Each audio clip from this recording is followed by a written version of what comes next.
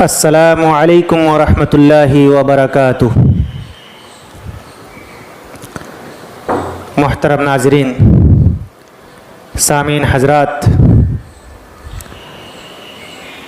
ابھی کچھ دنوں پہلے ٹائٹینک جہاز دیکھنے گئی پنڈبی پھٹ گئی اور تباہ و برباد ہو گئی۔ اس میں 5 لوگ سوار تھے، 5 ارب پتی ٹائٹینک جہاز کا ملبہ دیکھنے کے لیے سمندر کی تہہ میں گئے، لیکن پھر اوپر کبھی نہ آ سکے اور ہمیشہ کے لیے نیچے ہی رہ گئے۔ موت یقیناً ہر ایک کو آ دبو چکی، چاہے کروڑپتی ہو، چاہے ارب پتی ہو، چاہے کتنی زیادہ زمین و جائیداد کا مالک ہو، اس دار فانی سے اسے کچھ کرنا ہی ہوگا۔ کل نفس ذائقۃ الموت، ہر نفس کو موت کا مزہ چکھنا ہی ہے، چاہے عمر کے 60 سال بعد ہو، چاہے عمر کے 100 سال بعد ہو، ہر ایک کو اس راستے سے گزرنا ہے۔ دیکھنا یہ ہے کہ ہم میں سے کون شخص کامیاب ہو کر اس دار فانی سے سفر کرتا ہے، ہم میں سے کون شخص اپنے آپ کو آخرت میں کامیاب کرنے کے لیے دنیا میں اعمال انجام دیتا ہے۔ یہ دیکھنے کی بات ہے۔ جس نے اچھے اعمال کیا اور اللہ رب العالمین کے حکم کے مطابق اپنے آپ کو ڈھالا، یقیناً فقط فاز، وہ کامیاب شخص ہے۔ آگاہ اپنی موت سے کوئی بشر نہیں، آگاہ اپنی موت سے کوئی بشر نہیں، سامان 100 برس کا ہے پل کی خبر نہیں۔ یہ حیرت الہ آبادی کا شعر بہت معنی خیز شعر ہے، یعنی سامان اگر 100 برس کا بھی ہو، لاکھوں برس کا بھی ہو آپ کے پاس، اور آپ کے گزر بسر کے لیے مال و منال کی بہتات ہو، پھر بھی آپ کو چھوڑ کر کے جانا ہے۔ سامان 100 برس کا ہے پل کی خبر نہیں، پل بھر کی، لمحہ بھر کی خبر نہیں ہے کہ ہم اس دنیا میں کتنے دن جئیں گے اور کتنا دن عیش کریں گے۔ لہذا ہمیں اس واقعے سے عبرت حاصل کرنی چاہیے۔ جو پنڈبی کے غرق ہونے کا اور پھٹنے کا واقعہ پیش آیا اور 5 ارب پتیوں کی اس میں جان چلی گئی، تو اس واقعے سے، اس حادثے سے ہمیں اور آپ کو نصیحت حاصل کرنی چاہیے کہ موت یقیناً آنے والی ہے اور کسی کو وہ چھوڑے گی نہیں۔ اگرچہ ہم کہیں بھی چلے جائیں، جیسے کہ وہ لوگ سمندر کی تہہ میں چلے گئے، پھر بھی موت نے اسے آ دبوچا۔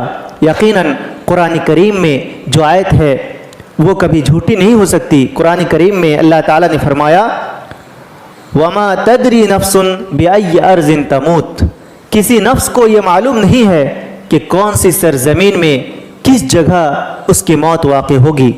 اور ایک جگہ اللہ تعالیٰ نے فرمایا أَيْنَمَا تَكُونُوا يُدْرِككُمُ الْمَوْتُ وَلَوْ كُنْتُمْ فِي بُرُوجٍ مُّشَيَّدَةٍ، کہ موت تم جہاں کہیں بھی ہو، موت تجھے آ پکڑے گی، موت تمہیں آ لے گی، اگرچہ تم مضبوط بنے ہوئے قلعے میں اپنے آپ کو مقید کر لو یا اپنے آپ کو چھپا دو، چاہے سمندر کے نیچے چلے جاؤ، موت آ کر رہے گی۔ موت ہمیں اور آپ کو ڈھونڈ کر رہے گی، ہمیں تلاش کر رہے گی، اور ہمیں اس دار فانی کو چھوڑ کر دار آخرت، یعنی جو آخرت کی ہمیشگی کا گھر ہے، اس کی طرف ہمیں کچھ کرنا ہوگا، سفر کرنا ہوگا۔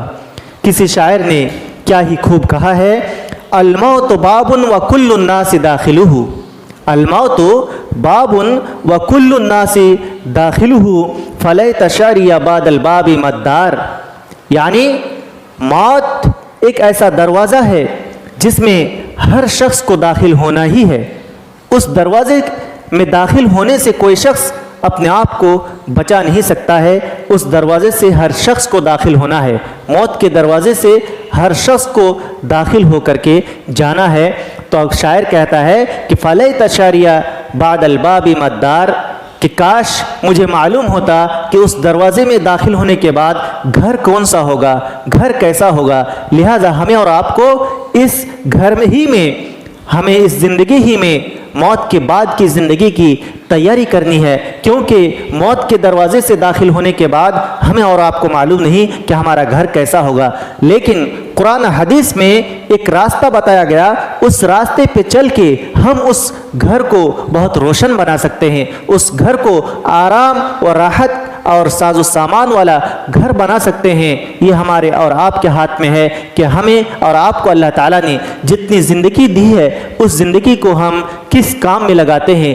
کیا ہم اس کام میں لگاتے ہیں جس کام کے لیے اللہ تعالیٰ نے ہمیں بھیجا ہے، ہمیں حکم دیا ہے، یا ہم اپنے آپ کو عیش و مستی میں لگاتے ہیں، یا اپنے آپ کو فضول کام میں لگاتے ہیں، یا بغیر کسی کام کے ایسے شوق میں ہم لگاتے ہیں جس شوق کو اللہ تعالیٰ نے پورا کرنے سے روکا ہے۔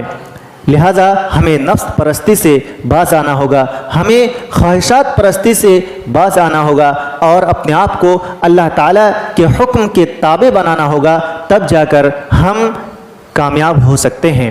اور ایک دوسرے شاعر نے کیا ہی خوب کہا ہے، الموت کاس وکل الناس شاربہ، موت ایک ایسا پیالہ ہے کہ ہر شخص اس پیالے کو پیے گا، ہر شخص کو اس پیالے کو پینا پڑے گا۔ موت ایسا جام ہے، کہہ لیجئے کہ موت ایک ایسا جام ہے کہ اس جام کو ہر ایک شخص کو پینا ہوگا۔ اور والقبر باب وکل الناس داخلہ، اور قبر ایک ایسا دروازہ ہے کہ اس دروازے میں ہر شخص کو داخل ہونا ہے۔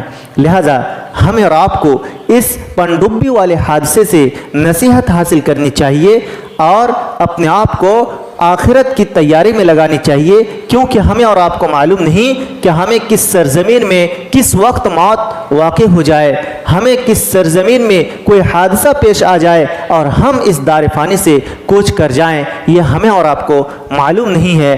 لہذا ہمیں جتنی زندگی نصیب ہو ہمیں اس زندگی کو اچھے کاموں میں لگانی چاہیے، فالتو شوق میں اپنی زندگی کو بیکار نہیں کرنا چاہیے۔